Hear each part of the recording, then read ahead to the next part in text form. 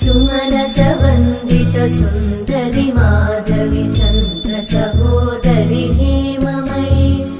मुनिगणवन्दित मोक्षप्रदायिनि मञ्जुळवासिनि वेदनुते पङ्कजवासिनि देव सुपूजित सद्गुणवर्षिणि शान्तियुते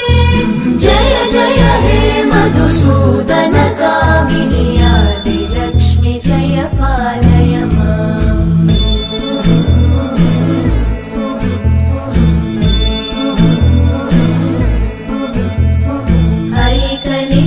ऐकलिकल्मषनाशिनि कामिनि वैदिकरूपिणि वेदमये क्षीरसमुद्भवि